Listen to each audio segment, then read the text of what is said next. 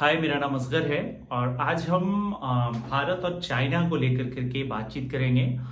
और इस पर बातचीत करने के लिए हमारे साथ जेएनयू से इंटरनेशनल स्टडीज़ में मास्टर्स करने वाली रेशम फातिमा हैं। दरअसल चाइना को लेकर के अभी हाल के दिनों में कुछ खबरें आईं और जिस तरह से भारत भी चाइना के दौरे पे थे हमारे प्रधानमंत्री नरेंद्र मोदी, और चाइना के प्राइम मिनिस्टर का माफ कीजिएगा राष्ट्रपति का एक बयान आया कि ड्रैगन और हाथी दोनों का साथ आना जरूरी है। तो भारत में बहुत सारी ऐसी खबरें चलने लगी कि चाइना जो है अब भारत और चाइना दोनों मिल कर करके अमेरिका को टक्कर देंगे। और अमेरिका जिस तरह से लगातार भारत पर बयानबाजी अमेरिका की आ रही है और टैरिफ को लेकर के जिस तरह से अमेरिका के जो अलग अलग मिनिस्टर हैं वो हमलावर हैं, तो एक उम्मीद के तौर पर यहाँ के लोग देखने लगे कि चाइना, रशिया और इंडिया तीनों एक आ रहे हैं। और चाइना को लेकर के ज्यादा चर्चा हो रही थी क्योंकि चाइना हमारा पड़ोसी देश भी है। तो रेशम से वही चीज जानेंगे हम लोग कि क्या सच में चाइना के साथ भारत के रिश्ते अच्छे हो सकते हैं। देखिए, अगर हम अपनी पॉलिसी पे आए, फॉरेन पॉलिसी पे, क्योंकि हाल ही में ट्रम्प ने खासकर जब ये टैरिफ लगा दिया और यूएसए के साथ रिलेशंस थोड़े हमारे मतलब कहेंगे कि नासाज टाइप हो गए हैं अभी, तो हमें ऑब्वियसली कुछ अपनी डील्स करनी पड़ेंगी, सारी चीजें करनी पड़ेंगी, डिस्कशन करना पड़ेगा डिफरेंट पड़ोसियों से मिलके, रशिया भी थोड़ा प्रेशर बनाएगा, ये सारी चीजें करनी पड़ेंगी। बट इसका मतलब ये नहीं होगा कि इंडिया और चाइना की फ्रेंडशिप हो गई या दोस्त हो गए। उसके बहुत सारे रीजंस हैं और उसके बहुत मेजर मुद्दे हैं। बिकॉज सबसे पहले हम तो पड़ोसी देश हैं। जब पड़ोसी देश होते हैं ज्यादातर तो उनके बीच में दोस्ती होना थोड़ा मुश्किल होता है। यूएसए से हमारा कोई भी एक जो भी लैंड डिस्प्यूट नहीं है या बॉर्डर डिस्प्यूट नहीं है। बट चाइना के साथ अरुणाचल प्रदेश में बहुत बड़ा बॉर्डर डिस्प्यूट है जो 2 महीने पहले ही आया था, पूरा गांव कैप्चर कर रहा है या डैम बना रहा है चाइना। तो वो बहुत मेजर इशू है, उसको हम कहीं भी बिल्कुल भी ऐसे नहीं कि निग्लेक्ट कर दें या इग्नोर कर दें। वो इश्यूज, डोकलाम वाला जो इशू हुआ था वो तो बहुत फेमस इशू है। उसके बाद हमारा जो ये आपका अक्साई चिन वाला रीजन है जो कि पाकिस्तान ने पहले कैप्चर करा और पाकिस्तान ने उसका कुछ पार्ट चाइना को भी दे के रखा हुआ है। तो हम इन सब बातों को कैसे इग्नोर कर दें। उसके बाद चाइना आ जाता है, बहुत अच्छा फ्रेंड है आपके पाकिस्तान का, और पाकिस्तान ने हाल ही में जो टेरर अटैक करा तो उसकी वजह से इंडिया और पाकिस्तान के भी रिश्ते अच्छे नहीं हैं। और उसमें चाइना ने पाकिस्तान का खुलकर साथ दिया, बिल्कुल खुलकर के सपोर्ट करा। तो जस्ट बिकॉज इस टाइम पे हमें थोड़े से अपने जो हम कहते हैं ना डिप्लोमेसी दिखानी है, तो this is a diplomatic stand.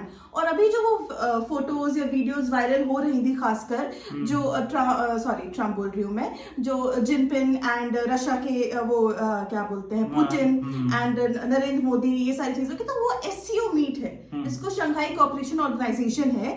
उसमें इंडिया भी पार्ट है, पाकिस्तान भी पार्ट है और रशिया भी है, चाइना है और भी मतलब सेंट्रल एशियन कुछ कंट्रीज हैं। तो वो सब जब उनका एक वो होता है, मीटिंग होती है साल में, तो वो आके मिलते हैं। तो वो उसी मीटिंग की वीडियोस वायरल हो रही हैं और काइंड ऑफ ये प्रेशर पॉलिटिक्स भी कहेंगे हम, कि प्रेशर थोड़ा सा डेवलप करने की कोशिश कर रहे हैं अमेरिका पर। बट इसका मतलब ये नहीं है कि अमेरिका के अगेंस्ट हम लोग यूनिपोलर, बिकॉज इंडिया की हमेशा से एक पॉलिसी रही है जिसके लिए जवाहरलाल नेहरू बहुत बड़े रिस्पॉन्सिबल रहे, नॉन अलाइनमेंट मूवमेंट या नॉन अलाइनमेंट पॉलिसी। हम किसी के साथ बिल्कुल ऐसे नहीं है कि हाँ तुम मेरे दोस्त हो, तुम मेरे दुश्मन हो।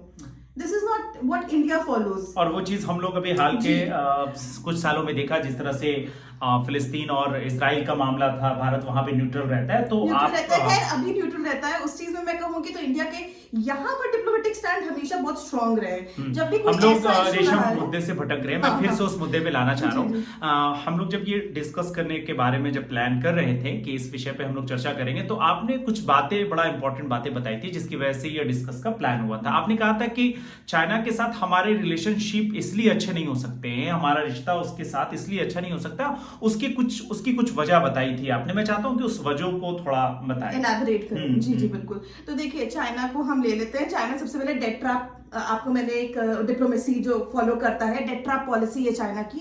वो क्या करता है, इंडिया के जितने भी नेबर्स हैं उनको लोन देता है। छोटे छोटे नेबर्स हैं, फॉर एग्जांपल इंडिया का नेपाल के साथ या बांग्लादेश के साथ या इवन श्रीलंका के साथ एक टाइम पे बहुत अच्छा रिलेशन था। पाकिस्तान के साथ नहीं था बट इन सब नेबर्स के साथ अच्छा था। बट चाइना ने क्या पॉलिसी अपनाई कि डेवलपमेंट जिसका भारत से अच्छा रिश्ता जी। था, वहां जो है चाइना जी। दखल देता है, किस तरह से वो आप और बता हाल रहे हैं। ही में आपने देखा होगा कि नेपाल और इंडिया के आप रिलेशंस, थोड़ा वो बताएं, वो जो बता रही हैं कि कैसे वो वो मैं नेपाल को। बताती हूँ। जैसे फॉर एग्जांपल मैं लेती हूँ, हाल ही में आप देखेंगे कि नेपाल और इंडिया के रिलेशन थोड़े सार्प हुए हैं। पहले मतलब नेपाल कहता था मेरा बड़ा भाई है और ये वाली होता था, बट थोड़े सार इसलिए हुए हैं क्योंकि चाइना ने अपनी टेट्रा पॉलिसी वहां अपनाई। वहां पर क्या करते हैं, डेवलपमेंट के नाम पे लोन देते हैं। अच्छा। ऐसा नहीं कि चाइना डेवलपमेंट कर रहा है, बट चाइना फिलहाल लोन देता है कि अरे आराम से ऐसे से चुका देना, वो पेपर पे साइन होता है तो उनके यहाँ डेवलपमेंट कर रहा है।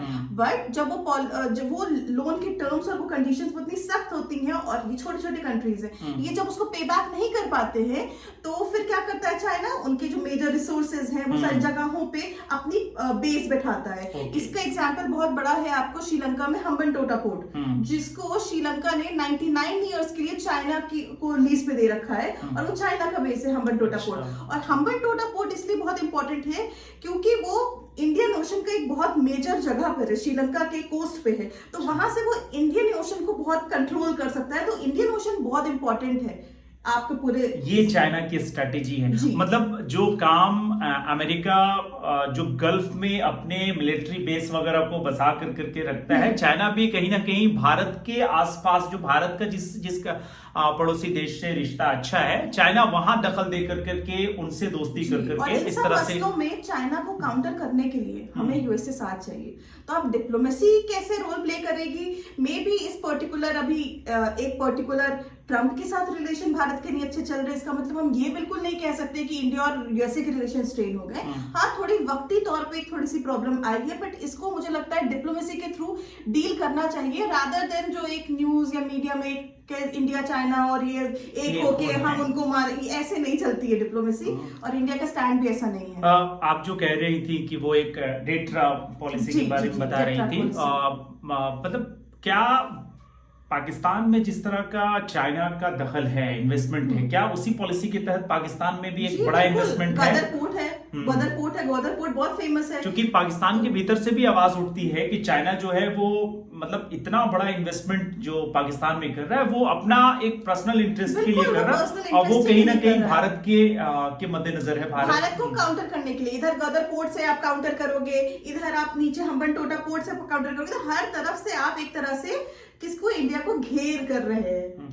और जहां तक अमेरिका की बात है, तो चाइना को बैलेंस रखने के लिए भी आपको अमेरिका से अच्छे रिश्ते की जरूरत है। ट्रम्प से अभी जो चल रहा है 1-2 साल में, आप इस पूरे मतलब 1-2 साल को अगर आप ले, जिस तरह का बयानबाजी दोनों तरफ से हो रहा है, उसके मद्देनजर ये नहीं कह सकते हैं कि अब आप चाइना की तरफ मूव कर जाएगा, क्योंकि चाइना आपका वो देश है जिससे भारत के रिश्ते अच्छे नहीं हो सकते। क्योंकि मुझे याद है एक बार जॉर्ज फर्नांडिस का वो बयान बार बार कोट किया जाता है कि पाकिस्तान से आपको चुनौती नहीं है, आपको जो खतरा है, जो चुनौती है, वो चाइना से है।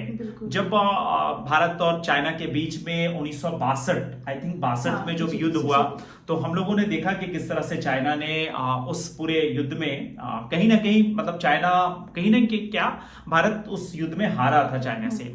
तो चाइना की शुरू से पॉलिसी ये रही है कि भारत को कैसे कमजोर किया जाए, भारत में कैसे सारी चीजों को डिस्टर्बेंस किया जाए। लैंड डिस्प्यूट्स है, वो हमारे बहुत एरिया कैप्चर करता है। अरुणाचल प्रदेश में क्या मतलब रिपोर्ट्स आई थी कि काफी गांव कैप्चर हो गए। अभी एक डैम बना रहा है वो ब्रह्मपुत्रा रिवर पे, अभी 1 से 1.5 या 2 महीने पहले न्यूज थी जब ये ट्रम्प वाला इशू नहीं हुआ था, तब हमारे मतलब रिश्ते काफी। और डोकलाम तो बहुत फेमस है, अभी कोविड के टाइम पे जो डोकलाम इशू हुआ था, भूटान, चाइना और जो इंडिया में इशू हुआ था, ऊपर से अक्साई चिन वो कैप्चर करके बैठे हैं। तो लैंड जो डिस्प्यूट होता है वो बहुत ज्यादा स्ट्रॉन्ग पॉइंट होता है, उनसे दोस्ती हमारी इंडिया और पाकिस्तान के रिलेशन सबसे ज्यादा स्ट्रेन किस वजह से है, कश्मीर की वजह से। और ये जो भारत का पूरा थिंक टैंक है और जो पॉलिसी मेकर हैं, खास करके विदेश नीति को जो बनाते हैं और उसको जिस तरह से जो लोग बैलेंस रखते हैं, वो ये सारी चीजों को अपने जहन में रखते होंगे कि और ये जो मीडिया में खबरें चल रही है, ये सतही तौर पर आप जब चाइना के बारे में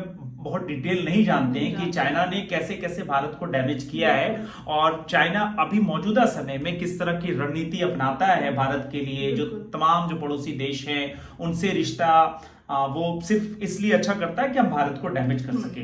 अभी आप बता रही थी कि बांग्लादेश में अगर ये उथल पुथल नहीं होता तो बांग्लादेश में भी चाइना ने दखल देना शुरू कर दिया था। बांग्लादेश की थोड़ी सी रिलेशनशिप स्ट्रेन हो रही थी बिकॉज चाइना का दखल काफी इन्वेस्टमेंट करी थी। अभी मैं एग्जैक्ट नंबर भूल रही हूँ, ये 1 साल पहले था, मैंने पढ़ा था कि पर्टिकुलर अमाउंट की इन्वेस्टमेंट करी है जिसमें बहुत सारे इंफ्रास्ट्रक्चरल प्रोजेक्ट्स बना रहा है चाइना बांग्लादेश में। तो क्या ऐसा नहीं है फ्री में बना रहा है, उसको बांग्लादेश को पैसे वापस करने पड़ेंगे, तो उसके ऊपर प्रेशर बनेगा, उसके पास उतने पैसे नहीं होंगे, तो कहीं ना कहीं आपको चाइना अपना हक दिखाने लगेगा रिसोर्सेज पे, इंफ्रास्ट्रक्चर्स पे अपना हक, कि ठीक है तुम नहीं वापस कर पा रहे हो, हमको इस पे लीस्ट पे दे दो। अच्छा, तो हर देश को अपने देश को चलाने के लिए, खास करके व्यापार को चलाने के लिए, बिजनेस ट्रेड को चलाने के लिए हर देश से, एक कंट्री का दूसरे देश का रिश्ता अच्छा होना चाहिए। और भारत की भी पॉलिसी होती है कि और खास करके पड़ोसी देश से तो आपका रिश्ता बिल्कुल अच्छा होना चाहिए, लेकिन इसका ये मतलब कतई नहीं है कि आप चाइना के साथ उस तरह से संबंध बना ले कि आप अमेरिका जैसे देश को टक्कर दे सके। और चाइना का जो पूरा इतिहास है, सिर्फ इतिहास की बात नहीं कर रहे हैं, वर्तमान भी अगर चाइना का देखें 2-3 साल का भी, तो जिस तरह की चाइनीज स्ट्रैटेजी भारत के खिलाफ रही है, वो सारी चीजें ये तो हमको कहने के लिए आधार नहीं देता है कि चाइना और भारत जो हैं एक हो जाएंगे तो अमेरिका को वो टक्कर देंगे। और अमेरिका से कभी भी भारत की लड़ाई नहीं रही है। अगर हम लोग पुराना भी इतिहास उठा करके देखें तो कभी भी डायरेक्ट कन्फ्लिक्ट हमारा यूएसए से नहीं हुआ है। उसकी एक बड़ी वजह ये भी है कि हमारा कोई भी उनके साथ जो लैंड डिस्प्यूट होता है वो नहीं है, और ट्रेड हमेशा से भारत के साथ स्मूथ रहे हैं। ट्रंप को लेकर करके पूरी दुनिया जानती है कि वो किस तरह के राष्ट्रपति हैं। बहुत कम ही मतलब ऐसे लोग हैं जो विदेश नीति को समझते हैं, जानते हैं, वो ट्रंप को सीरियस लेते हैं। इसीलिए ट्रंप के इस बयान से पूरी तरह से हम जो मीडिया है भारत का, वो ले जा करके चाइना के गोद में भारत को बैठा दे कि हाँ अब चाइना मतलब ड्रैगन और हाथी एक साथ आ गए हैं। और वो समिट तो हमेशा मतलब होती है, तो हर बार मिलते हैं, वो तो लीडर्स मिलते ही है, बड़ी बड़ी समिट्स होती हैं। तो अभी तो ऐसा तो आपने देखा होगा कि चाइना के जो प्रेसिडेंट थे वो ट्रंप से भी मिले। ये एक फॉर्मेलिटीज भी होती है कि आप जब जा रहे हैं किसी समिट में तो वहां मतलब आपके मोहल्ले का झगड़ा नहीं है कि वहां को फेर लीजिए, तो मिलेंगे ही। और कहीं ना कहीं पुतिन की भी एक कोशिश थी, क्योंकि रशिया और अमेरिका में शुरू से एक दो धुरी रही है, क्योंकि दोनों सुपर पावर रहे हैं बहुत लंबे समय से। चाइना तो हाल के कुछ सालों में, मतलब अगर 25-30 साल की बात करें, 20 साल की, तो चाइना एक बड़ी शक्ति बनकर के उभरा है। लेकिन रशिया शुरू से ताकतवर मुल्कों में गिना जाता है। इसीलिए रशिया के जो राष्ट्रपति हैं पुतिन, उनकी भी स्ट्रैटेजी थी कि एक मैसेज दिया जाए, और वो मैसेज में बहुत हद तक कामयाब हुए। बिकॉज इसलिए कि लगातार उसके बाद अमेरिका की तरफ से बयान आ रहा था। खुद ट्रंप ने कहा कि मैंने भारत को जो है वो चाइना और इनके रशिया के हाथों खो दिया है। फिर उन्होंने चाइना को बताया भी कि ये दो कितने खतरनाक देश हैं, भारत को ये डैमेज करेंगे। लबोलबाब यही था बातचीत का, जो वो बयानबाजी कर रहे थे उसको लेकर के। लेकिन ट्रंप अभी थोड़ा सॉफ्ट भी हुए हैं भारत को लेकर के। प्राइम मिनिस्टर की बहुत तारीफ की है हमारे प्रधानमंत्री की। तो इंडिया की तरफ से कोई भी ऑफिशियल ऐसा स्टेटमेंट नहीं गया है कि हम ट्रंप के अगेंस्ट है या हम, इसी से आप समझिए, यही एक बहुत इंपॉर्टेंट बात है कि जो भारत का विपक्ष है, खास करके इंडिया अलायंस का जो सबसे बड़ा दल है कांग्रेस, और वो लगातार, मतलब आज भी केजरीवाल का बयान है कि ट्रंप को जवाब दीजिए मोदी जी, हिम्मत दिखाइए मोदी जी। तो जो पूरा बीते 2-3 महीने से ट्रंप जिस तरह से टैरिफ को लेकर के अटैक है, एक भी बयान भारत का अमेरिका के खिलाफ वैसा बयान नहीं है जैसा अमेरिका दे रहा है। तो इसी से समझ लीजिए कि भारत और अमेरिका के जो ट्रेड हैं वो कितने इंपॉर्टेंट हैं। और सिर्फ ट्रेड नहीं, बल्कि आप अपने पड़ोसी देश से जब ऐसी कंडीशन आए, मैं तो मतलब हर कोई चाहता है कि वैसी कंडीशन नहीं आए, लड़ाई वाली, युद्ध वाली, तो ऐसे में भी अमेरिका की जरूरत पड़ती है। और अमेरिका की जरूरत उन तमाम देशों को पड़ती है जिनसे चाइना का रिश्ता अच्छा नहीं है। शुक्रिया।